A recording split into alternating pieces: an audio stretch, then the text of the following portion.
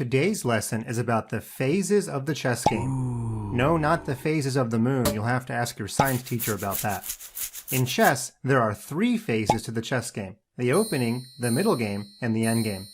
Future videos will tackle these topics a little bit more in depth, but today I just want to give you an overview of these 3 phases.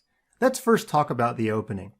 In the opening, we have something called the dream position. That's where all of your pieces find their happiest squares.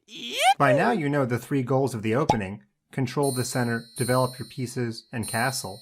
And if I were to give white a whole bunch of moves in a row, he'd probably put his pawns aiming at the middle, then he'd put his knights on the happy squares because they're aiming at the middle. He'd probably also put his bishops aiming at the middle. A couple more moves, he'd castle his king.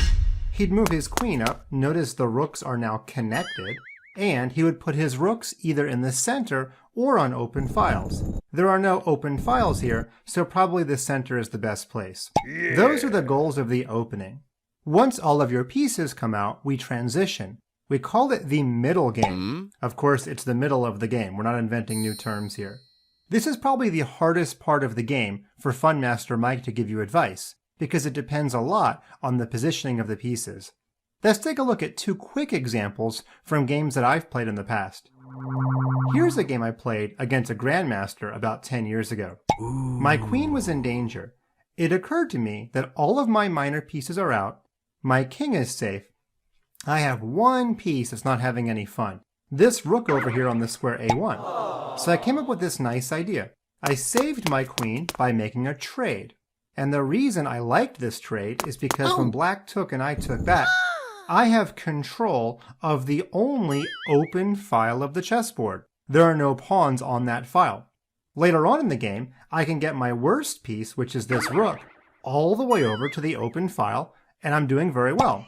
Here's how the game continued. He captured my bishop, I took back, he moved his knight off of that file, I got my knight to c3, notice my pawn needed protection.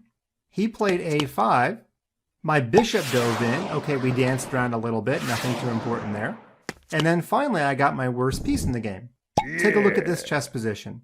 None of black's pieces are particularly happy, whereas all of my pieces are on open files or aiming at the center of the board. A couple more moves to show you, and look at this, my rook snuck into the last rank. And in this position, every single one of white's pieces is better than black's pieces. Just a few more moves to show you. Black played b6, and it occurred to me that this knight's not doing a whole lot, so I rerouted this knight, and after a quick trade of rooks, I played the move knight to c4. Notice how much better my knight's doing on c4 rather than on f3, and I'm already winning a pawn. I'm double attacking the pawn on b6, and he can't really move it because after a quick pawn trade, then he would lose this pawn over here on the square a5. So I'm already beating a grandmaster by simply putting my pieces on good squares and aiming at the open file. Whoa. Another example of how to play the middle game was this game I played when I was in high school. It occurred to me that black doesn't have a lot of defenders around his king, and my knight on h2 is my worst piece. So I played the move knight to g4, and after a quick trade, this time my plan was a kingside attack. This pawn is pinned. Remember, when a pawn is pinned, it's not guarding anything. So this pawn on h6 is about to be captured. Now he offered a queen trade, but when you're attacking in the middle game, do not trade. We'll go into that more in future videos. I played queen to h5, and after he slid his queen over, I made this sacrifice. He took back. I gave a check. Remember, this pawn's pinned. This time it's to the other bishop, so the pawn cannot take my queen. I took. And then there's nothing on the G file to guard the black king. It's not an open file, but what I can do is bring my rook up and over. I played rook to e3, and as you might guess, black did not survive much longer because the rook is coming over to the G file. So in this particular middle game, a kingside attack is what was warranted. The final phase of the chess game is the endgame. Now a couple rules change in the endgame. Number 1, the king becomes a fighting piece. Number 2, the goal is not usually checkmate, it's usually the first person to get a promotion.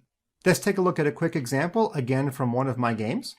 Both kings are active, and in this situation, my pawns as white are a little further advanced than black's, but I've got to figure out a way to get one to the other side.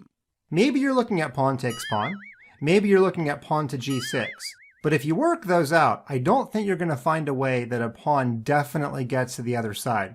You could pause your videos and try to figure out what the chess master move is here. Well, if you found the move knight to f6, you are a chess master. Such a cool move. It forks the king and the knight. Now he's got a couple of options. He pretty much has to take my knight or else he loses his own knight. If he takes with the pawn, I'm going to play this tricky move g6, and I don't see a way for him to stop my pawn. Yeah, he could make a trade, but this knight is in such close proximity, it's not able to stop my pawn.